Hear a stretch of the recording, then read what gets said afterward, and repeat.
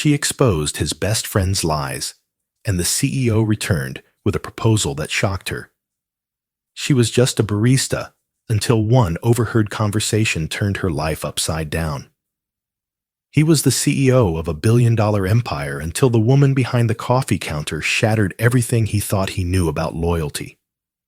When Avery Clarke dared to expose the betrayal at the heart of Nathaniel West's company, she didn't expect to lose her job or her heart. But what began as a warning spiraled into a war for truth, trust, and a love neither of them saw coming. One lie, one risk, one life-changing connection. What would you do if the truth could cost you everything? Before we begin the story, leave a comment below. Tell us where you're watching from and subscribe to our channel so you don't miss our latest stories. Enjoy the story. The rain came down in lazy waves over downtown Boston, painting the cobblestone streets in reflections of street lamps and city lights. Inside a small cafe, tucked between a bookstore and a flower shop, the scent of cinnamon and roasted espresso lingered like a quiet promise of comfort. Avery Clarke wiped the steam from the glass counter with a practiced hand. Her mind, half listening to the jazzy playlist humming overhead, while keeping one eye on the door. At exactly 4:02 p.m., the bell chimed. She didn't have to look up. She already knew. Nathaniel West walked in with the quiet confidence of someone who'd long been accustomed to owning the room. But here, in this modest cafe, with peeling wallpaper and mismatched mugs, he was just another customer, albeit one who wore $1,000 shoes and always tipped generously. "You're late," Avery teased, pouring 2 shots into the espresso machine. Nathaniel chuckled as he loosened the collar of his trench coat.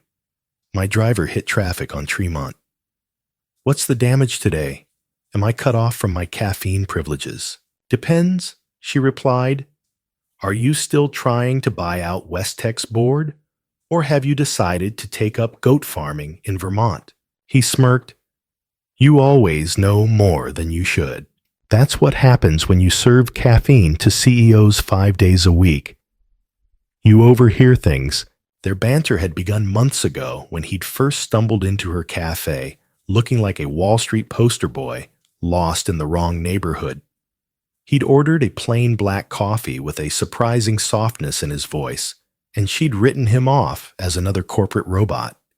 But then he'd come back, again and again, each time staying longer, asking her questions, listening, disarming her with his unfiltered honesty and unexpected wit.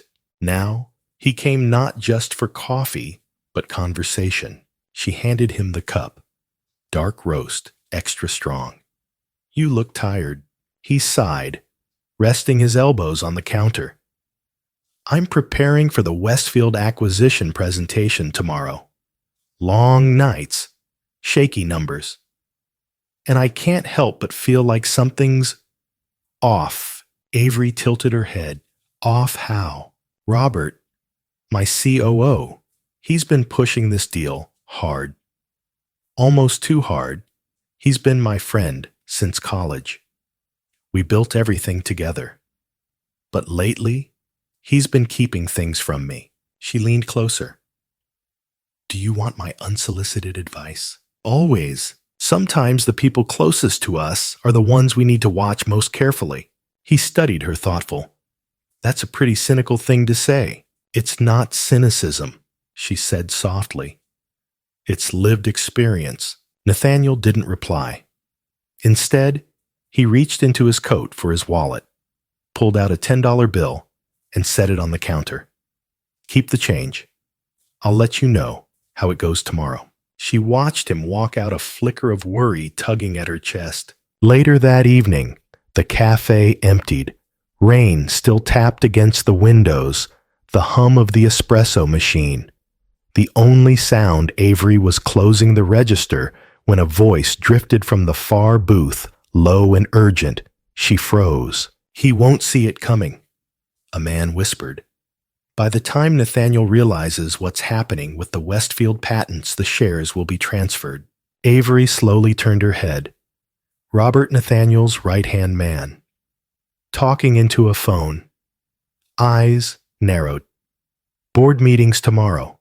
We finalize it then." Her pulse surged. She ducked behind the counter, heart pounding. Robert was planning to undercut Nathaniel, possibly even commit corporate fraud. And Nathaniel, kind, brilliant, distracted. Nathaniel was about to walk into a trap set by someone he trusted like a brother. She could pretend she didn't hear it. Go home. Stay in her lane. She was a cafe manager, not a whistleblower. But then she thought of Nathaniel's tired eyes, the weight in his voice when he said something felt off, and she made her decision. The next day, she watched the clock tick toward 4 years. Her palms were damp with nerves. She didn't even know if he would show. What if she was wrong? What if it backfired? At 4:04, the bell chimed. Nathaniel walked in, still wearing yesterday's worry in his expression. "Hey," he greeted.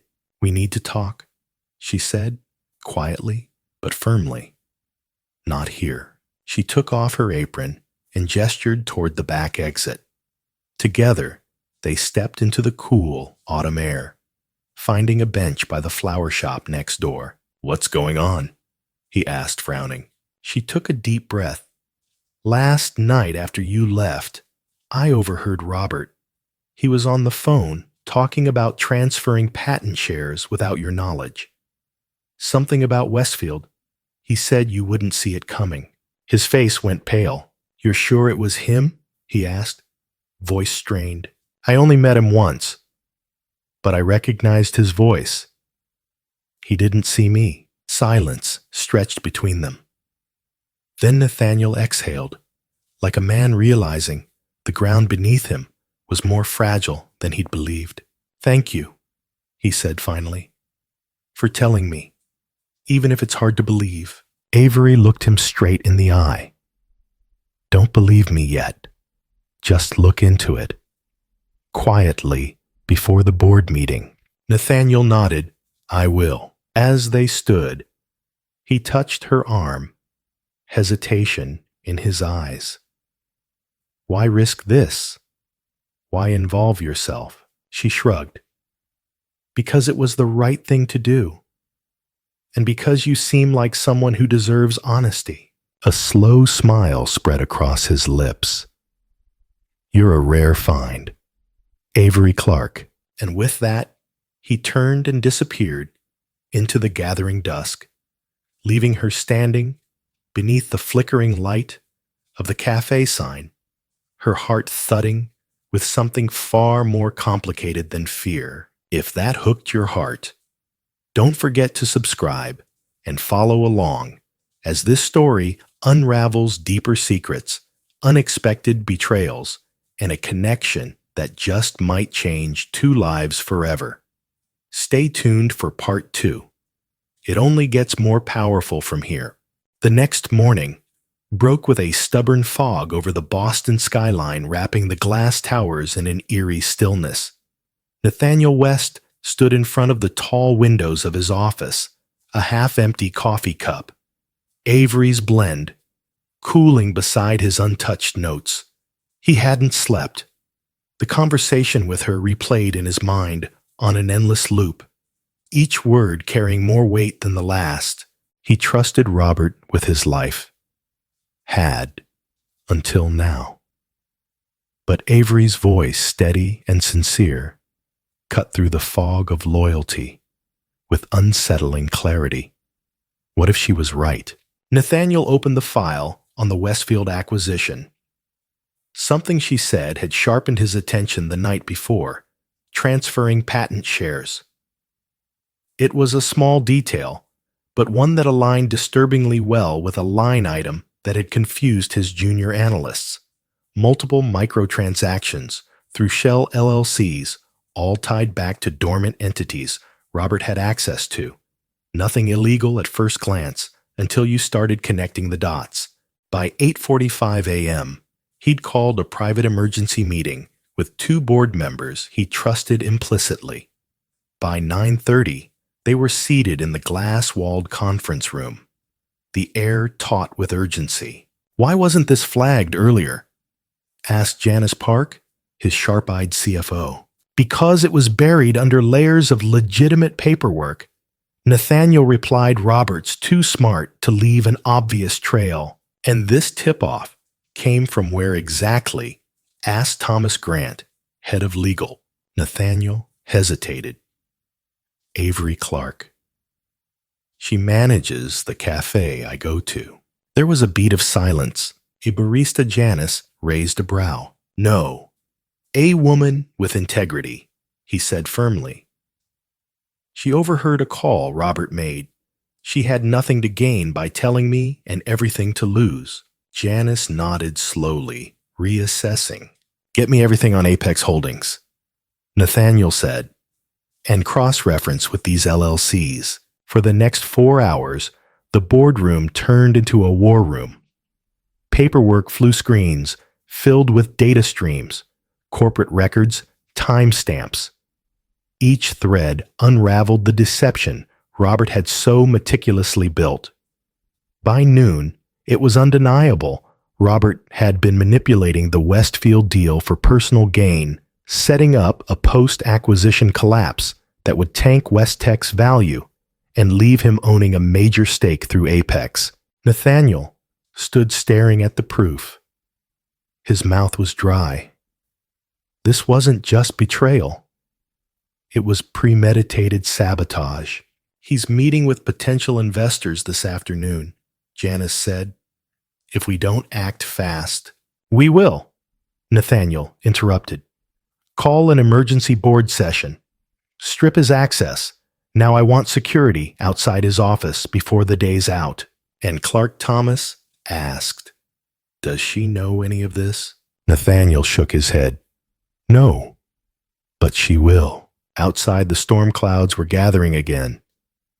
But inside, Nathaniel felt a strange steadiness rise in him. Clarity. He was going to confront Robert, not just for his company, for the truth. That night, the Hayes Foundation held its annual gala at the Boston Public Library, an elegant affair filled with polished marble strings of soft violin and murmured conversation under vaulted ceilings. Nathaniel hated galas, but this one served a dual purpose. The city's elite watched what moves he made, and Robert would be there smug and unknowing, shaking hands with the very people he planned to deceive. Avery arrived at 7:00 sharp, uncertain in the unfamiliar world of formal gowns and sharp tuxedos. Her dress was a soft navy that matched the sky before a storm. Her hair swept up in a way that revealed more vulnerability than she intended. She debated not coming. What did she have to offer this world? But Nathaniel had asked her. That had to mean something.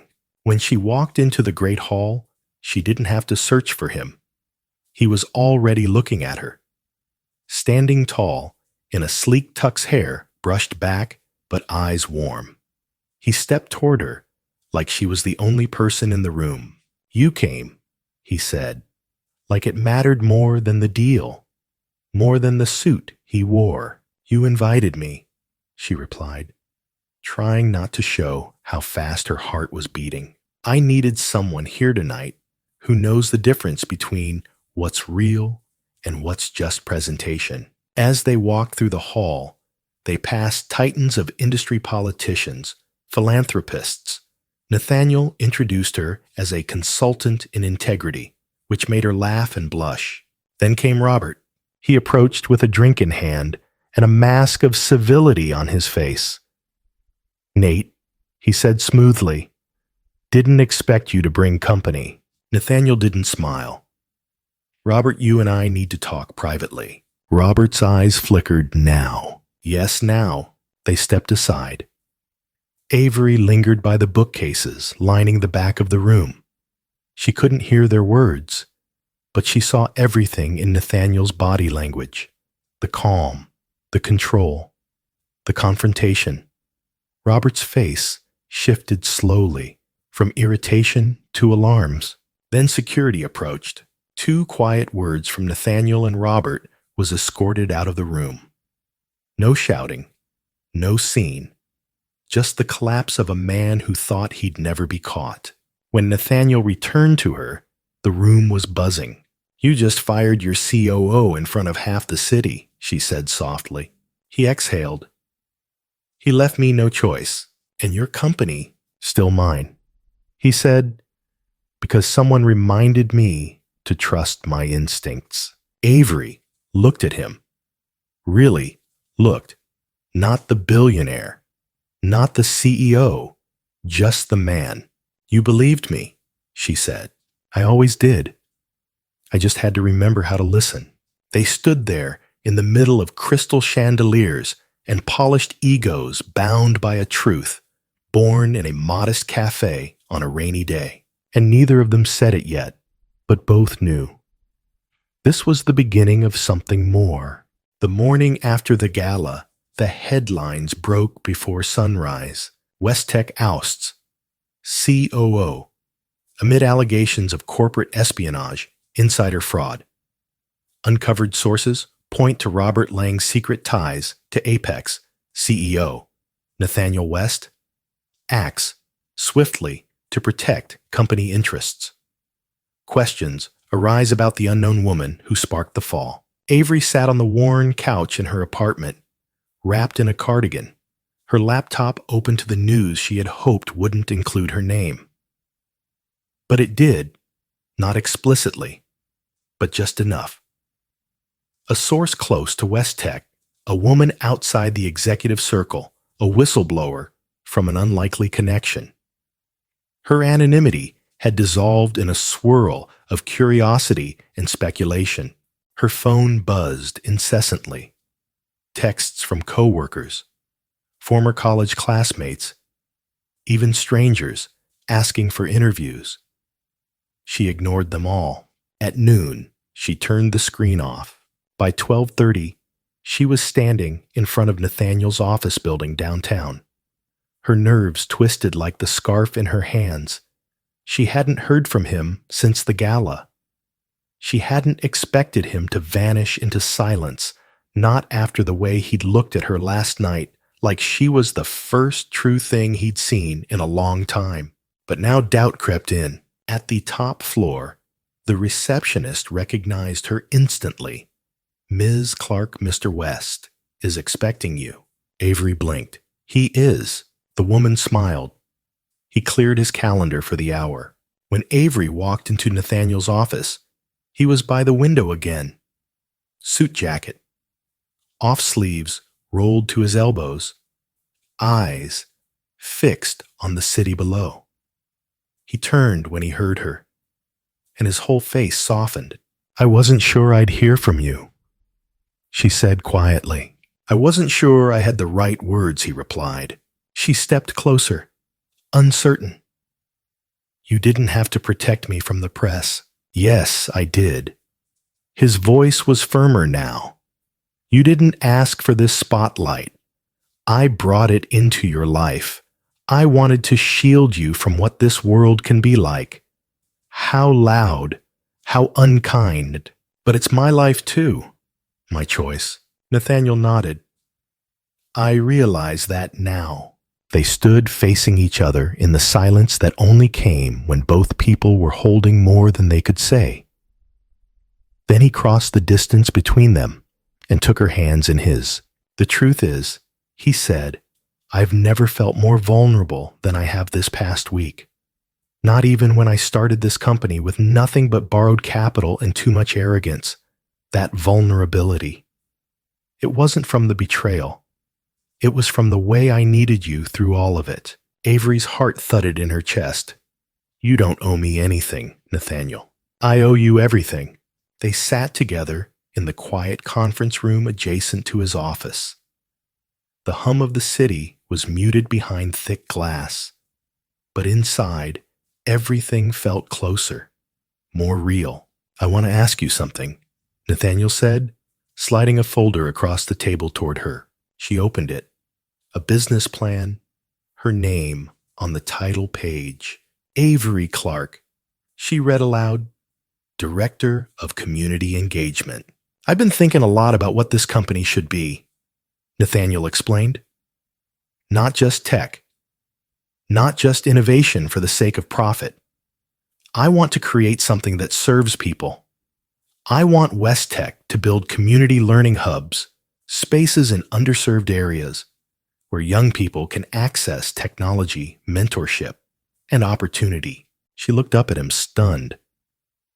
This is huge. It's just a draft, but I want you to lead it. Avery leaned back, overwhelmed. I'm not qualified for this. You're more qualified than most people in my C-suite. He said, You listen, you understand how trust is built. You taught me how to see the people I work for, not just the ones I work with. She swallowed, unsure whether the tears forming were from fear or awe. You really believe I could do this? I believe you're already doing it, just not with the title. A long pause followed. Then she said, Can I think about it? He nodded. Of course. No pressure. But his eyes betrayed something deeper, a hope he was trying not to press upon her. That evening, Avery walked through her neighborhood in the golden light of dusk. Her phone buzzed again this time, a text from an unknown number. She hesitated before opening it. Miss Clarke. This is Valerie Hughes from Boston Public Radio. We'd love to feature your story on your terms. Avery didn't reply. She looked up instead to the skyline where West Tech's logo gleamed in the fading light. 2 months ago, she was pouring coffee and offering quiet observations. Now she was being asked to shape the future of a company she once only knew from headlines. All because she spoke up, because she trusted herself when it mattered most. She sat on a bench in the park where she and Nathaniel first had a real conversation. It was quieter now, just birds and wind and a boy chasing a soccer ball in the distance. She thought of Robert, how charm could be a mask, how proximity didn't always equal loyalty. She thought of Nathaniel, how power could be wielded gently, how vulnerability, when shared, honestly could create something lasting. And she thought of herself not as someone caught in the middle of a scandal, but as someone who had chosen to act when it mattered, even when it cost her comfort, even when it risked her heart. By the time the sky had turned navy, she knew her answer.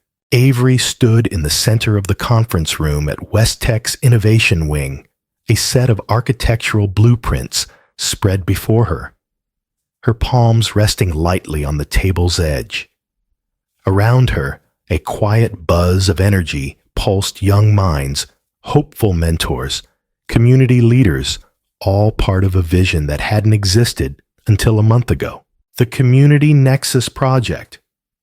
Once a hypothetical idea in Nathaniel's mind had become her domain. And it was no longer just about opportunity. It was about transformation for neighborhoods, for families, for herself. It hadn't been easy. The transition from anonymity to leadership had come with its growing pains. She now sat in on executive meetings where every glance questioned her presence, where board members tiptoed between skepticism and admiration. But she stood her ground. Slowly, steadily she made space for her voice. She knew she hadn't earned this position the traditional way, but she had earned it all the same, with integrity, insight, and the quiet strength that Nathaniel had once leaned on without realizing how much he needed it. On this particular morning, she was reviewing the renovation plan for the first learning hub in the Bronx, when a knock interrupted her focus. Nathaniel stepped inside holding 2 coffee cups. Hazelnut latte, No syrup, right? She gave him a look you remembered. I'm deeply motivated when caffeine is involved. He smiled, handing her the cup. Or when redemption is at stake, she teased. But her smile softened the jab. They sat at the small corner table overlooking the street, the city's movement flowing just outside the glass. How's it coming? He asked, gesturing toward the plans. It's close, she said. We've got 3 architects bidding on the final phase. I'm leaning toward the firm that includes youth apprentices in their build teams. It fits our model. I like that. He sipped his drink. You've built more than a program here. You're creating a culture. I had good mentorship, she said, her tone edged with warmth. Their eyes met. It had been happening more lately, these quiet exchanges, without words, filled with unsaid things. They hadn't defined whatever was growing between them, but it lived in the space between trust and tenderness. Still, something lingered between them, unspoken. The kind of thing that couldn't be ignored forever. That evening, they attended a private donor event at the New York Public Library. Avery dressed in a navy blue sheath dress with silver thread. Details looked poised and commanding. Nathaniel stood beside her, proud and yet somehow slightly on edge. Throughout the night, donors and dignitaries offered polite congratulations, each more curious about her than the last. Some looked at her like a success story, others like a question mark. And then came Evelyn Marsh. I see you've taken a new protege, Evelyn said to Nathaniel. Her voice clipped a wine glass dangling between manicured fingers. Very hands-on, I hear. Avery blinked. Nathaniel's jaw tensed. Avery is leading a project that may redefine how West Tech contributes to social equity. If that's hands-on, then I'm proud of it. Evelyn's eyes lingered a beat too long on Avery before she moved on. Avery exhaled slowly. That's going to keep happening, isn't it? He turned to her, regret touching his features. They're going to assume the worst no matter what we do. Then maybe we should stop pretending this is something we're afraid of. Nathaniel stilled Avery. She shook her head, her voice low. I'm not saying now.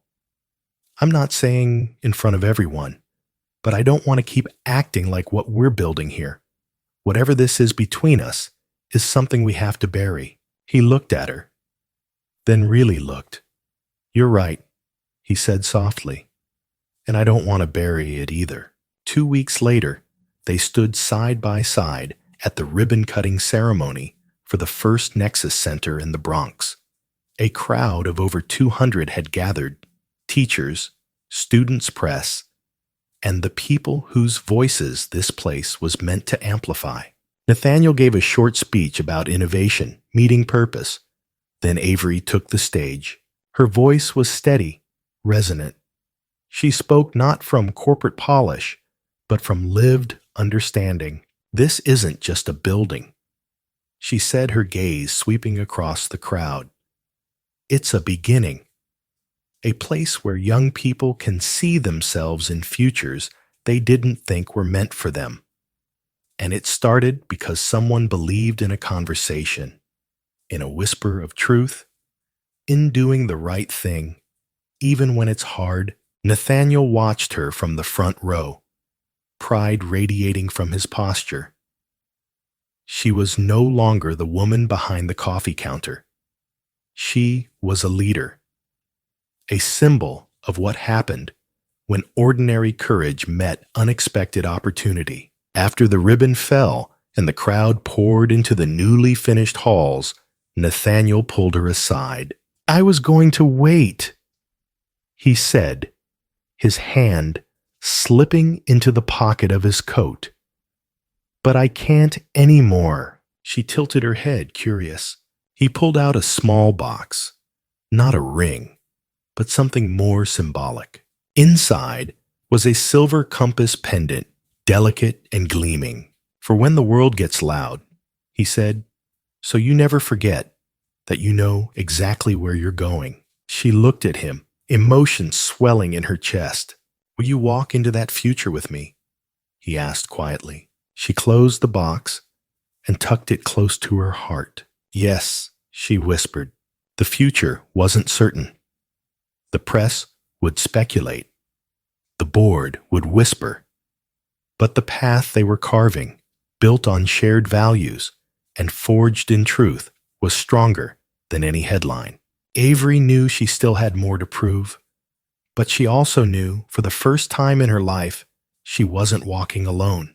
The morning sun filtered through the tall windows of the second Nexus Center under construction in Harlem, casting long shadows across the freshly painted walls. Avery walked slowly down the central corridor, clipboard in hand, stopping every few feet to jot notes, adjust timelines, speak with foremen. This wasn't just a project anymore. It was a movement, and now it carried her signature. She paused in front of a mural in progress. A local artist had begun sketching the outline of a rising sun over a city skyline with the silhouettes of children standing on rooftops, their hands lifted as if reaching for something just beyond the horizon. Hope the artist had explained to her, but not blind hope, the kind built from action. Avery nodded at the memory and kept walking.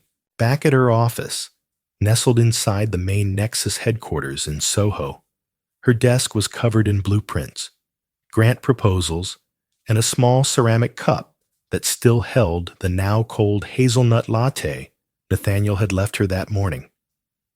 He had been quiet lately, not distant, but reflective. A weight lingered on him, one he hadn't quite named aloud. She didn't press. She knew him well enough by now to understand he would bring it to her when the time was right. That evening, she returned home to find Nathaniel in the kitchen of their apartment sleeves, rolled up chopping vegetables with a precision that suggested he needed the distraction. Jazz floated softly from the speakers, mingling with the scent of lemon and rosemary. He looked up and smiled when she entered. Dinner in 20. Thought you could use a night off. She kissed his cheek, brushing a hand over his arm. You read my mind. Later, as they sat on the couch, plates cleared and wine glasses half full, Nathaniel turned to her. There's something I want to ask you. He said, his voice softer than usual. Avery leaned in, resting her chin in her hand. You've got my attention. I've been offered a seat on the National Innovation Council, he said slowly. It's based in D.C., full-time oversight of national programs in education, technology, public infrastructure. Her breath caught. That's incredible. You deserve it. It would mean leaving New York. He added, his eyes locking with hers. At least for a while. And I wouldn't accept it unless you were open to coming with me. She didn't respond right away. The idea of leaving the city, the one she had fought so hard to find her place in, felt heavy. She looked around their space. The shelves lined with community books. Photos from Nexus events. Her grandmother's old recipe card pinned to the fridge. She loved this life, but she also loved the man in front of her. I don't want to lose what we've built here, she said. Honestly, the roots are just starting to hold. I know, he said, and I'm not asking you to give anything up. In fact, I want to grow. Nexus nationally. DC could be our launch pad. We could replicate the model, expand our reach. With your vision and my network, Avery's heart stirred at the thought. Not just a new beginning, but an evolution. Would I have full control over the rollout? She asked. He smiled, already expecting the question. Absolutely. You're the heart of this. She stood and walked to the window, the city glittering beneath them. She thought about the mural, the kids she saw every day stepping into programs they never dreamed they'd be part of. She thought about legacy, not just what they'd leave behind, but what they were still becoming.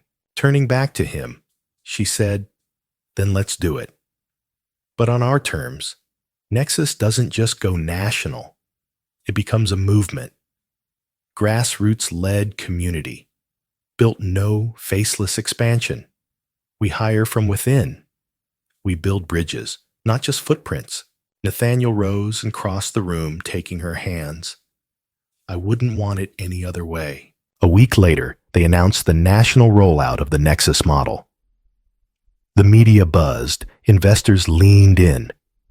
Communities across the country began reaching out with hope, with questions, with open arms. And Avery, once the barista no one saw, was now leading a revolution. At the first national summit in Washington, D.C., Avery stood before a packed hall of educators, policymakers, and young leaders.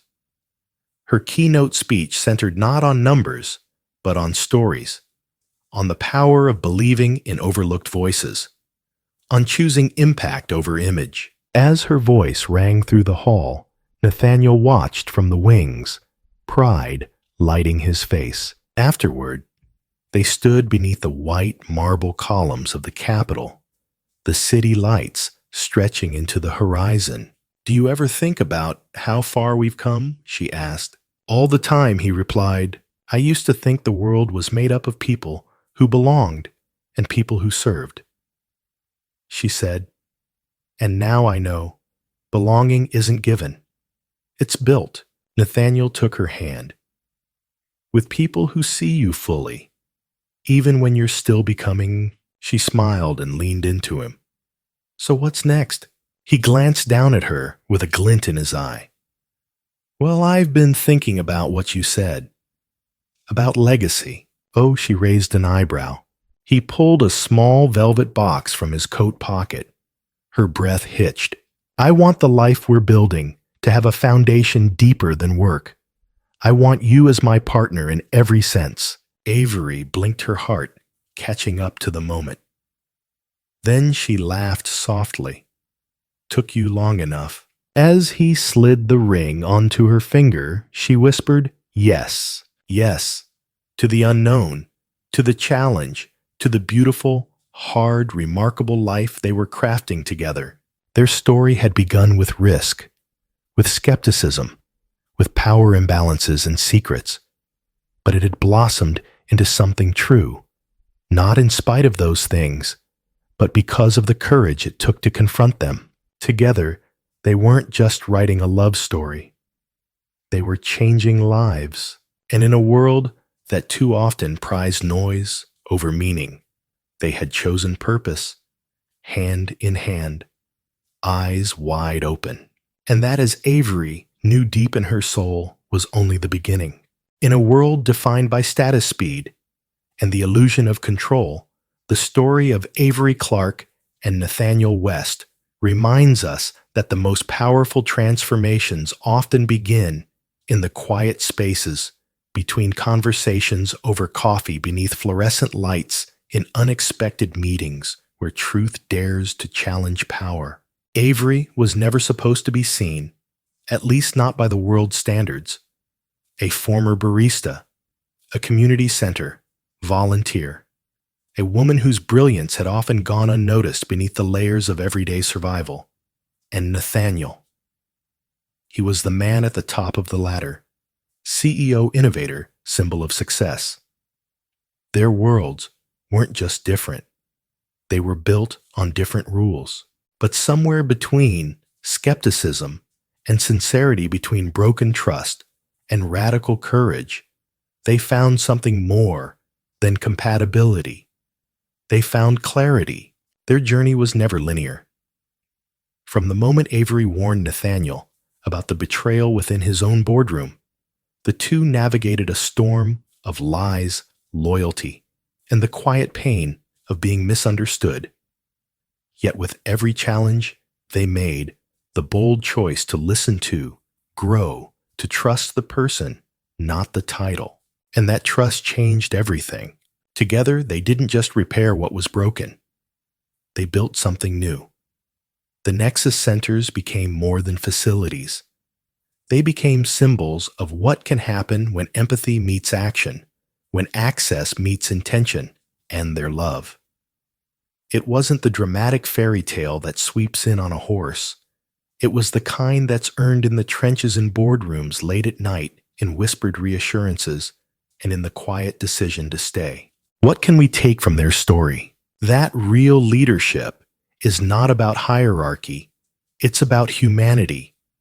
That love isn't about perfection, it's about presence, and that sometimes the person who sees us most clearly isn't the one who comes from our world, but the one who dares to stand with us in it even when it gets messy. Their story teaches us to stay curious about people, especially those we might overlook, to ask deeper questions, to listen more intently, to believe that legacy isn't just about what we build, but who we lift while building it. So now we ask you, have you ever misjudged someone based on where they come from? Or found unexpected wisdom in the most unlikely place? What does trust look like to you in a world that often rewards doubt? We'd love to hear your thoughts in the comments below. Let's keep this conversation alive. Your perspective might be exactly what someone else needs to hear today. And if this story stirred something in you, consider subscribing to Soul Stirring Stories. Your support helps us continue creating heartfelt, meaningful content that uplifts, inspires, and reminds us all of the humanity we share. Because in the end, stories like this aren't just entertainment. They're reminders that transformation is possible, love is worth the risk, and even the quietest voice can start a revolution. Thank you for being here. Stay curious, stay kind, stay with us.